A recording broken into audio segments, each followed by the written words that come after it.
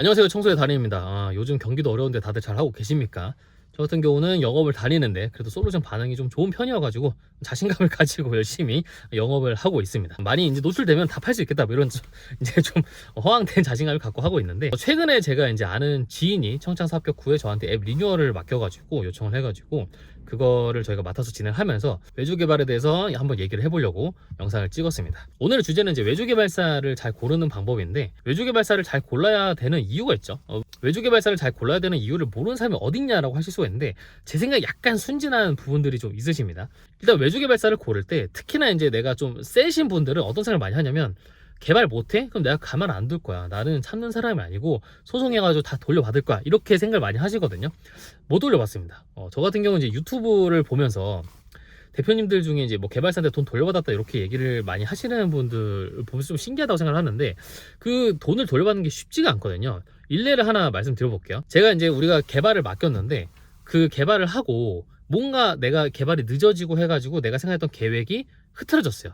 뭐 투자자 미팅도 하고 이렇게 하려고 했는데 흐트러졌어. 그러면 그거에 대한 손해배상 청구를 할 수가 있잖아요. 근데 그런 특별 손해배상에 대한 거는 사실은 내가 입증을 하는 게 굉장히 어렵습니다. 무슨 말이냐? 내가 그거를 개발을 한다고 했을 때 정말 내가 그게 매출로 이어지거나 그 투자로 바로 이어진다는 100%의 어떤 증빙을 해야 되는데, 미래에 일어나지 않은 일을 어떻게 증빙하냐 이거죠. 이거는 증빙 안 돼요. 이거는 사실을 할 수가 없기 때문에 손해배상 청구는 일단 못 한다고 보셔야 되고, 개발품에 대한 어떤 그 제가 돈을 안 주거나 돌려받는 거에 대해서 얘기를 해보면, 보통 돈을 내가 돌려받겠다라고 생각했을 때 대표님이 어떤 얘기를 많이 하시냐면, 내가 이제 기획을 했을 때 어떤 그 기획 자료 대비해서 결과물이 안 나온 거를 비교를 하는 게 아니고, 내 생각대로 개발이 안 됐다라는 식으로 많이 생각을 하세요. 근데 우리가 이제 결국은 이 소송이나 중재나 이런 거는 뭐냐면 문서 대비 비교를 하는 거예요. 그러니까 문서에는 아무래도 그 기능이 명시적으로 적혀있지 않을 확률이 굉장히 높습니다. 그런데 그렇게 정말 디테일하게 주는 경우가 적어요. 물론 이제 본인들은 다 나는 아닌데, 나는 되게 디테일한데 이거 나 완벽한 기획인데 하고 얘기를 하시지만, 저한테 가져와 보시면 제가 100만 원 내게 하고 거기 그 누락점 찾을 수 있습니다. 자신 있으면 가져오세요. 근데 그게 제가 대표님보다 뛰어나다는 게 아니고, 사람인 이상 그런 게 생길 수밖에 없잖아요. 그러면 결국은 뭘로 평가를 하냐?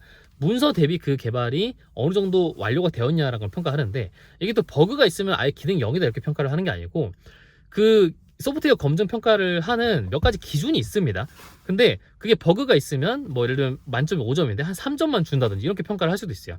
여러 가지 기준이 있는데, 우리가 이제 개발을 할 때 기능이 안 되더라도 또 코드가 사실 어느 정도만 완료되면은 바로 완성이 되는 코드일 수도 있거든요. 그게 내가 지금 눈앞에서는 버그일 수 있지만. 그래서 대표님이 생각하는 것보다 보통 이 소프트웨어의 검증 완성도가 높게 나올 확률이 굉장히 높습니다. 그러면 나는 돈을 받으려고 했는데 오히려 더 주는 경우도 왕왕 있어요. 이 외주 개발사들이 보통 이제 개발을 많이 했잖아요. 그러면서 얼마나 많은 이런 그 계약적인 문제를 겪었겠습니까? 이 외주 계약의 개발 이슈는 스타트업하고 중소 외주 개발사만 생기는 게 아니고, 대기업, 우리가 알만하는 상장사 있죠. 뭐 CNS, HTS 이런 데도 생겨요. 외주 개발사들이 이런 것들을 굉장히 어떤 나름대로 안전장치를 많이 마련을 해놓고, 처음 내가 외주 개발을 맡기는 스타트업 대표님들보다는 더 이걸 잘 처리할 확률이 높습니다. 그래서 처음에 외주 개발사를 잘 선택을 하는 게 굉장히 중요하다라는 말씀을 좀 드리고 싶고요. 저도 이제 사실 누군가한테는 뭐 양아치 개발자고 양아치 개발사일 수 있고, 또 저도 클라이언트 분들, 어떤 분들 같은 경우는 돈 안 주니까 뭐 소송 때려서 돈 받기도 하고, 정말 좋은 클라이언트 분도 있고 합니다. 근데 저는 이제 그런 관계가 있다고 해가지고 그분들을 꼭 엄청 나쁘게 생각은 안 해요. 그러니까 결국 이제 우리가 일을 하다 보면 내가 막 서로 뭐 나쁘게 생각한다기보다는, 정말로 그런 다른 분들은 그렇게 생각을 할 수가 있고, 그리고 나는 그렇게 생각을 하지 않으니까 그게 이제 그 이슈가 생겨가지고 어떤 갈등이 돼서 뭐 법적 이제 다툼을 벌이기도 하고 하는 거거든요. 근데 가장 좋은 거는 그런 어떤 다툼이 안 생기는 게 가장 좋은 거죠. 자, 사설이 길었는데 그럼 이제 외주 개발사를 잘 고르는 법을 좀 먼저 말씀드리도록 하겠습니다.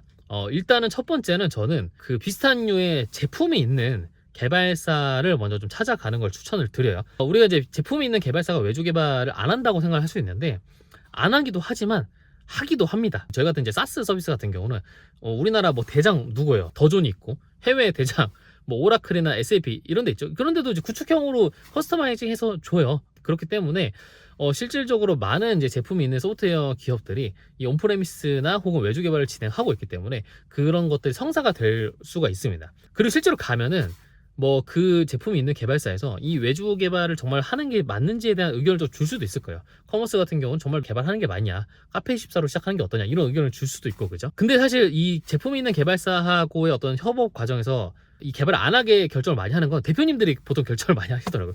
저도 이제 청창사 다닐 때 저희 이제 주위 대표님들 중에 비싼 아이템을 하시는 그 개발사를 찾아간 대표님들이 많으셨는데, 거기는 동일한 가격일 때 예를 들면 외주 개발사는 뭐 3천만 원에 이만큼 해준다고 하는데 거기는 이만큼밖에 안 해준다는 거예요. 그러니까 여기가 경쟁사를 조금 깔아 뭉개려고 일부러 좀 견적 비싸게 부르는가, 이런 생각을 좀 하면서 아무래도 기능을 더 많이 해주는 곳으로 많이 찾아갔습니다. 저도 이제 그런가 보다 생각을 했는데, 저도 이제 제품을 영업을 해보고 팔아보니까 좀 이해가 갑니다. 우리가 이제 사실은 외주 개발사가 이제 개발을 할 때 어떤 관점은 정말 기능이 되는 게 다예요. 기능이 되는 게 다인데, 이 제품이 있는 개발사의 관점은 어떤 UX적인 요소를 같이 고려를 해서 생각을 하게 됩니다.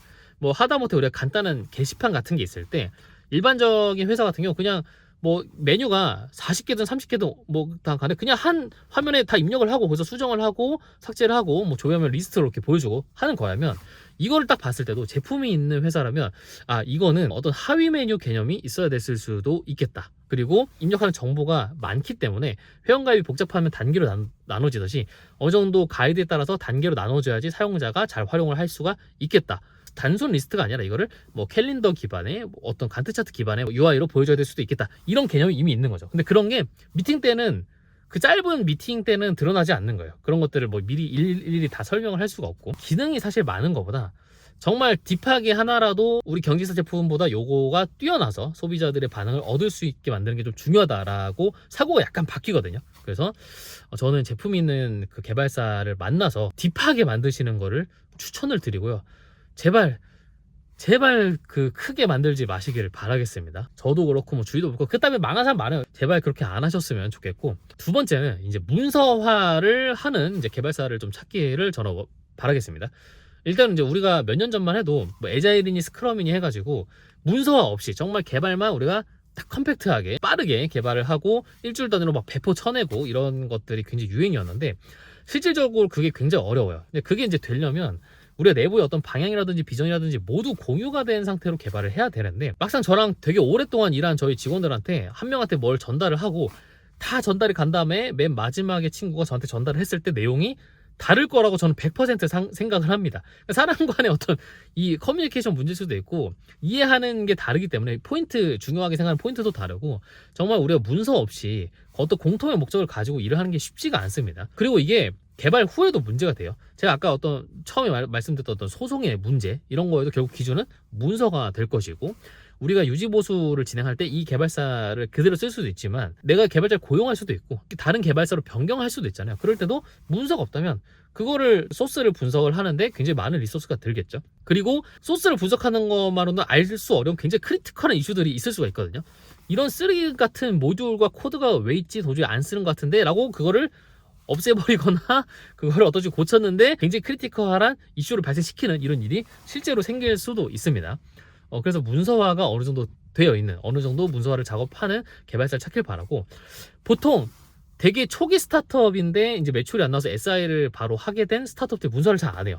오히려 그런 부분에 대해서는 좀 경험이 있는, 좀 고리타분할 수 있지만 경험이 있는 개발자가 있는 그런 팀이 문서를 오히려 잘 할 수가 있기 때문에 그런 걸 꼭 하시길 바라겠고, 나는 유지보수 업체를 바꿀 생각이 없는데 잘 맞아서 몇 년 동안 가면 좋은데 라고 생각할 수도 있잖아요. 근데 이제 첫 번째로 생각하셔야 될 게, 그렇게 우리가 좋은 사람들을 뽑아놓은 회사에서도 안 좋은 관계가 생기는데, 그죠?